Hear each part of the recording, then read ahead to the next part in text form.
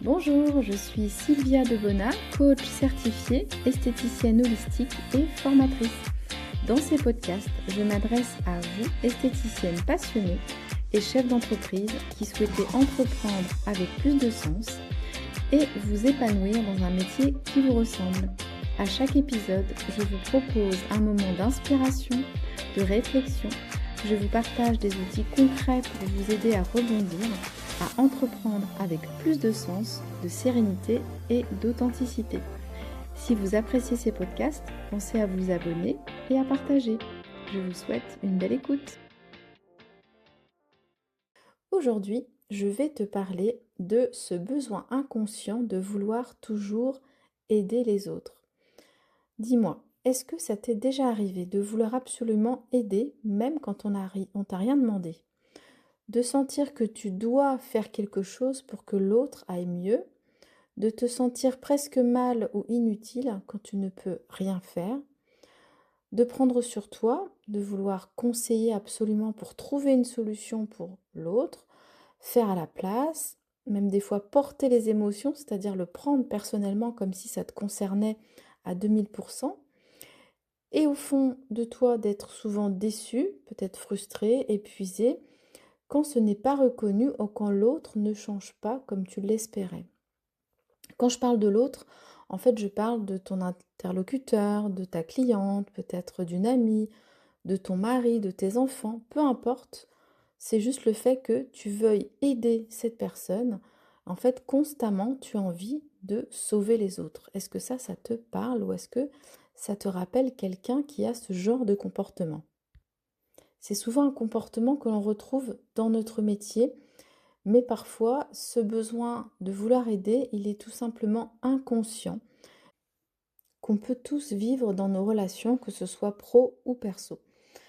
Donc ce comportement, il se compose de 3 rôles que l'on peut adopter sans s'en rendre compte quand on essaie de gérer une situation ou en face à une relation tout simplement avec l'autre. Alors le premier rôle, ça s'appelle le rôle du sauveur.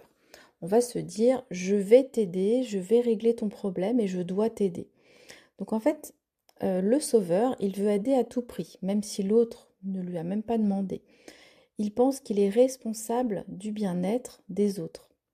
Il veut absolument se rendre utile, indispensable, parfois, surtout on va dire, pour se sentir utile, pour se sentir valorisé. Mais du coup, il prend le pouvoir sur l'autre inconsciemment. Il pense aider, mais en réalité, il empêche parfois l'autre d'apprendre, de grandir ou de prendre ses responsabilités. Ensuite, en deuxième rôle, on a la victime. Donc elle se dit, je ne vais pas y arriver, c'est trop dur. Elle se sent impuissante, incomprise parfois. Elle attend qu'on la sauve, qu'on trouve une solution pour elle à sa place. Elle peut aussi se plaindre, surtout fuir ses responsabilités ou se dévaloriser. Et cette victime, elle attire souvent le sauveur. Mais elle peut aussi manipuler sans le savoir, sans le vouloir, en maintenant l'autre dans ce rôle d'aide constant, vu qu'elle se met en position de victime. Le troisième rôle, c'est le rôle du persécuteur. Donc lui, le persécuteur, il pense toujours que c'est la faute de l'autre. C'est jamais de sa faute. Il va critiquer, il va mettre la pression, il va faire culpabiliser. Il croit qu'il détient la vérité, voilà, que c'est lui qui tient vraiment toute la vérité, que c'est lui qui a raison et du coup, il va imposer sa vérité. Il peut même être agressif ou alors être aussi persécuteur. Et du coup, ces 3 rôles, eh ben, c'est comme un jeu de rôle, on va dire, qu'on va faire dès lors qu'on ne prend pas ses responsabilités. Ce jeu de rôle, en fait, ça s'appelle le triangle de Karpman. On peut aussi l'appeler le triangle dramatique, parce qu'en fait, dès qu'on joue un rôle, et ben en fait, inconsciemment, on va se sentir, inconsciemment, on va jouer ces rôles-là, que ce soit dans la journée ou dans des étapes différentes de la semaine ou autre.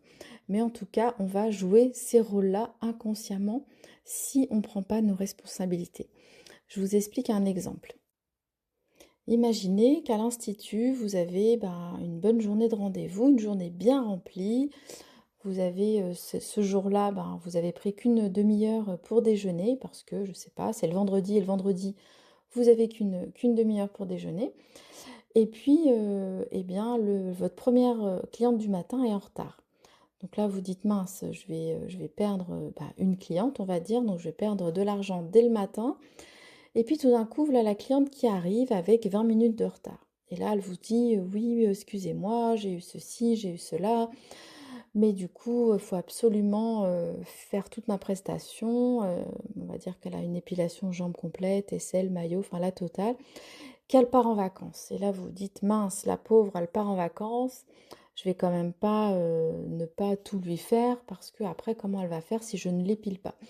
Donc vous prenez sur vous, donc avec ces 20 minutes de retard, et vous dites, c'est pas grave, voilà, je vais assurer. Et en fin de compte, ça vous retarde dans votre journée. Donc, vous avez réussi à faire toutes les épilations. Et puis, à la caisse, elle vous demande plein de conseils. Donc, avant l'encaissement, des conseils sur sa peau, sur les vacances, ceci, cela. En fin de compte, elle vous achète rien. Elle vous a pris votre temps. Et puis vous, au fond de vous, vous êtes frustré, mais bon, vous lui dites rien, et puis la journée s'enchaîne, et puis du coup, vu que vous avez pris, c'est même plus 20 minutes, mais plus d'une demi-heure de retard, donc vous faites comme ça votre journée avec une demi-heure ou plus de retard. Donc vous vous sentez un petit peu frustré, en plus la cliente, elle vous a même pas dit merci, hein, pour elle c'était tout à fait normal, hein, qu'elle arrive en retard et que vous la preniez, hein, pour pas la perdre.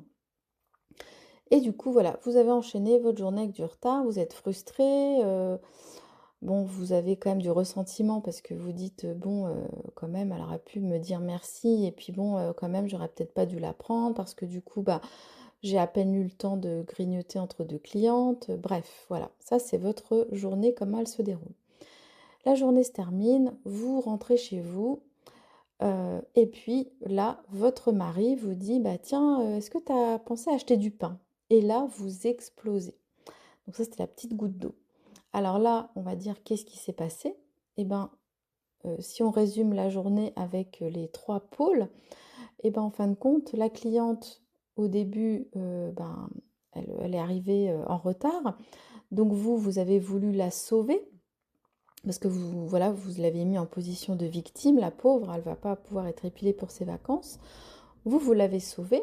En fin de compte, quand elle est partie, vous êtes senti un petit peu, voilà, limite, pas persécuté, mais bon, vous étiez frustré.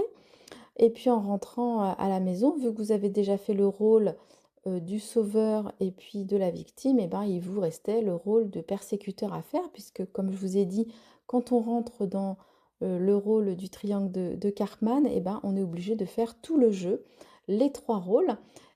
En rentrant, votre mari vous pose la question si vous avez été chercher du pain, en fait, vous explosez alors que là, il n'y a pas lieu, hein, c'était juste une question, mais voilà.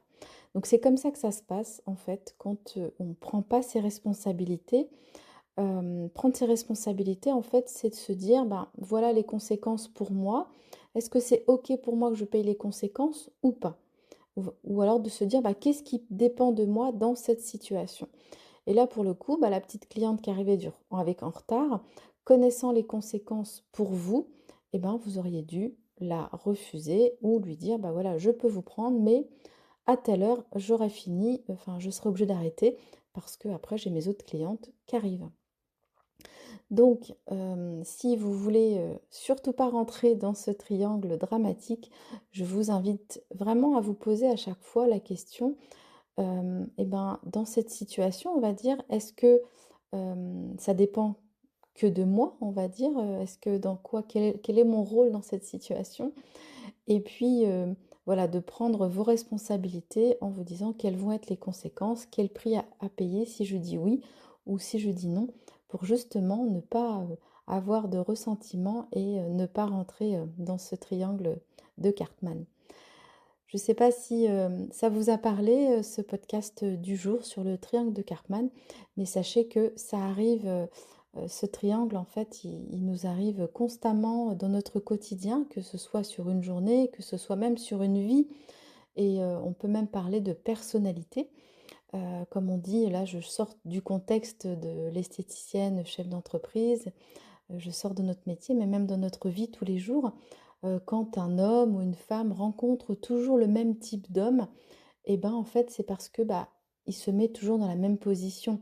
On va dire, imaginons, je vais pas prendre le cliché de la femme, mais on va dire un homme qui, se fait, enfin qui divorce et à chaque fois il tombe sur le même type de femme, peut-être une femme persécutrice, peut-être parce qu'il a besoin, de son sauveur ou, vice versa et en fin de compte, il va se séparer, il va retrouver le même type de femme parce qu'il n'a pas pris ses responsabilités et à chaque fois, il cherche toujours, sa victime. Voilà, c'était parce que je voulais pas vous faire l'exemple de la femme victime qui cherche son persécuteur, mais je pense que vous avez bien compris. Donc voilà, j'espère que ça vous a apporté. Je vous invite vraiment à réfléchir, la prochaine fois que vous tomberez dans ce genre de situation, dans quelle position vous vous mettez et justement de surtout pas rentrer dans ce jeu de rôle et de prendre, vos responsabilités, si c'est possible. Je vous dis à bientôt dans un nouveau podcast. Merci d'avoir écouté cet épisode. Avant de partir, abonnez-vous pour recevoir les prochains épisodes et partagez pour que cela puisse servir à d'autres personnes. Je vous remercie et vous dis à très vite.